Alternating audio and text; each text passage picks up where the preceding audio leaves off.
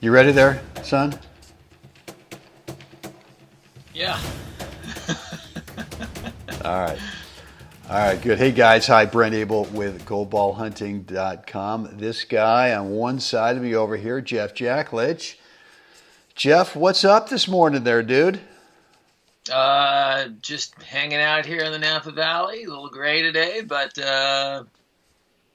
all in all, I woke up, so it's a good day. Another day. Good for you, man. Well, I'm happy Yeah. for you. Listen, I really appreciate you spending time today doing this. I know you're a little under the weather, but hey, it's not like we go out there every time to play a match and we feel 100% and the guy's feeding us balls that is just perfect and the conditions are like 82 and no wind and you're going, man, this is a perfect day for tennis. So Perfect. I know for you, I guess a comparison would be, it's super windy out there today and the guy just wants to push and push and push and make you just miserable out there. And yet you've decided, let's go. Yeah. Let's go. So anyway, thanks for hanging out with us, Jeff. I appreciate that. And I got a topic for you today. I was listening to a podcast, a couple weeks ago, and this kind of quote came up. I know I'm paraphrasing, but it really hit me in terms of what we do with tennis in relation to looking for the exit too early, which is one of your favorite terms, that we get into a point either with the serve and we think, Right. man, I don't want the return to come back. Right. So you kind of tee one up big time. It's about 10 feet deep, and then you throw in the little lollipop second serve, and the guy goes, "You're kidding me? Really? You went 120 in the first, and you're going like 62 in the second. All right." Right. Or on the other hand, you get in a point, you get one shot in the point, and you just go, it seems like there's an opening over there, and you pull the trigger and kind of butcher it. So here's the quote. People don't do moderation well because everything then becomes an exception. So let that kind of Yeah, let that. So I got to soak in that for a minute. a bit. Let that marinate for a second. Yeah. So for me, it was like, we talk a lot about letting the guy touch the ball. We talk a lot about Right. playing up the middle. And I think you could look at that strategy as kind of moderation, right? Right. And so in tennis, I think what we do is we say, all right, you know what? I'm going to moderate. I'm going to do moderation on these ground strokes. I'm going right up the middle of the third. I'm not going to look for creating the angle first over here, over there. And yet a ball is hit to you and your brain goes, yeah, but this one's an exception, man. Right. Let's go ahead and see if we can thread the needle. So with that, Because that always works. that's right. That always works. That always works.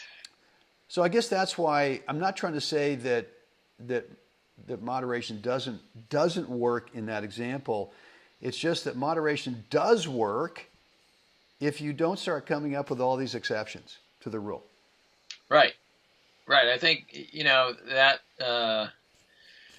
that's the challenge in when we get into our practice sets, right? Not even just leading into a tournament. You've got a month, let's say, before your next event, and you have time to work on some new patterns and to shore up some things that aren't as tight as they should be, in terms of cleanliness of hit and things. And so, again, are you willing to go out there and simply do the work and stick with the pattern work and the strategy and not deviate from the plan because, this ball doesn't fall within this pattern. This ball's a little shorter than the pro and I were talking about. So I think on this one, he'd agree with me that I should just knock that off the court, right?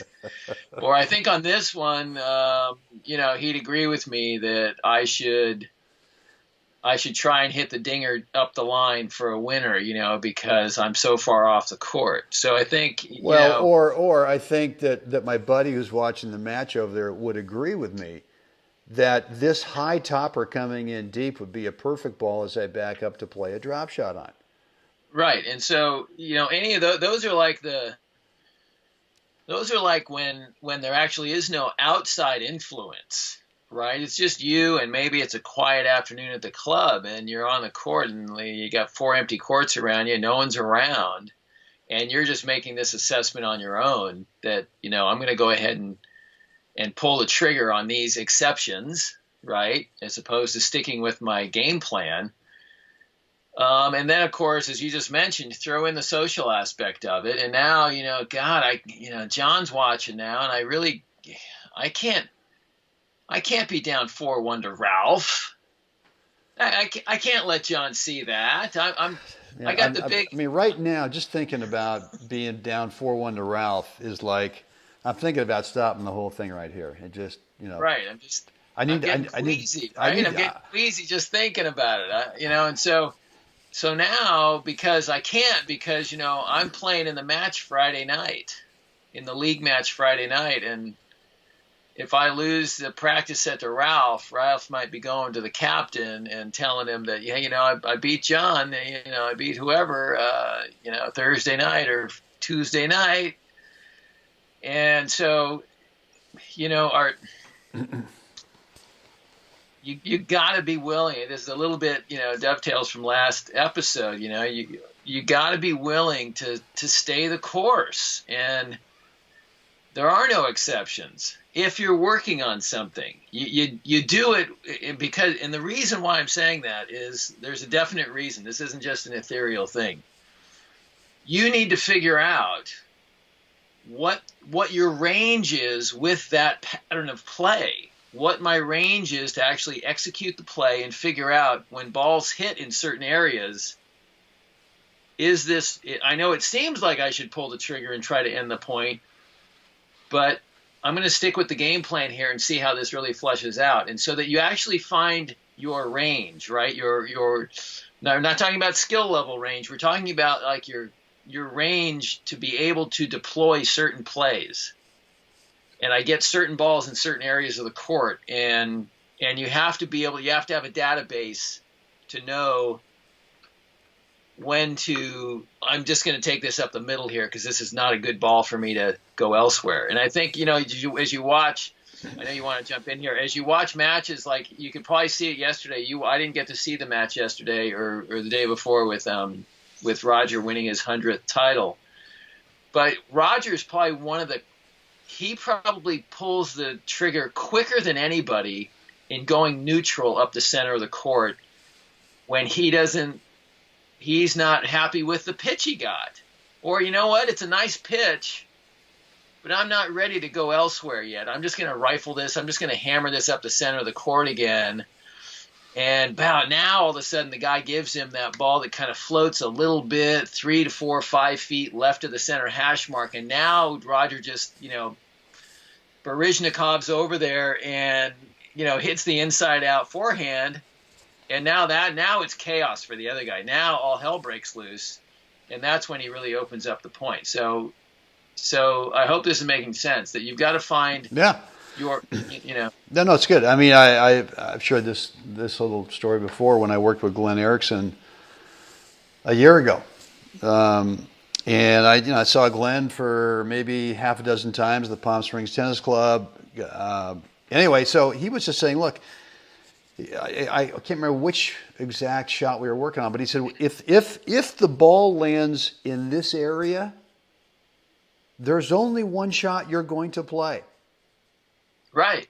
There's just one shot you're going to play. Even if you tell the guy, here it comes, there's only one shot you're going to play. You never deviate. You never make it an exception. Well, because of this guy, I'm going to make an exception. Or because I just feel like I don't want to be in this point anymore because I don't trust that if I stay in the point that I'm not going to win it. So So that was really sort of an eye opener for me, and it was really, and I've been sort of a Right. little bit like you, where you're way more creative than I am with your game, and not in a negative way. I mean, you can do more things, spins and this than I can, but I have to make sure that I don't get overly creative out there, and that when a ball lands in one spot, all the other competing voices just go away, and Right. there's just one shot to hit. So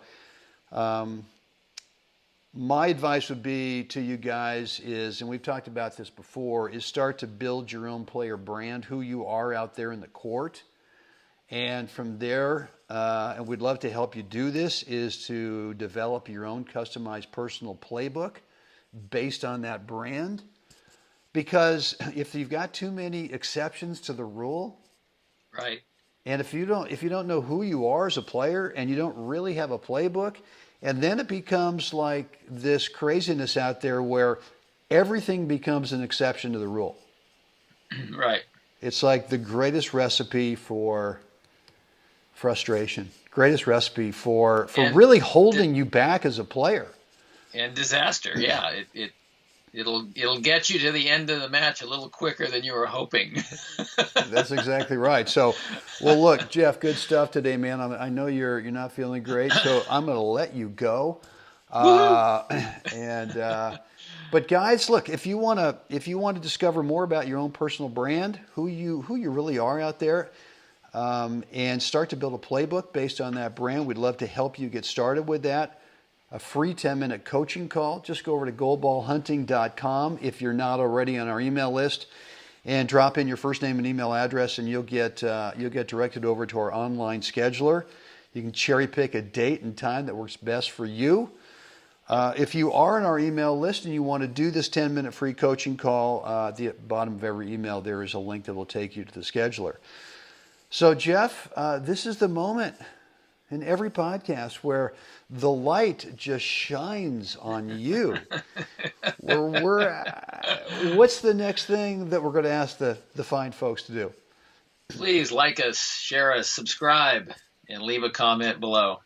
Good deal, man. It's time for you to go back to bed. Yeah. Get some nice lemon, hot water, and all that kind of stuff, and just All that stuff. Just kind of bury. Maybe get the little remote, watch a Oh, little yeah, tennis yeah. on TV, blanket over the head. Could be a binge day. Outstanding. All right, guys, help someone else have a spectacular day today. And Jeff, rain or shine or sick or feeling great, we're going to do this again tomorrow. I will show up. Can't wait.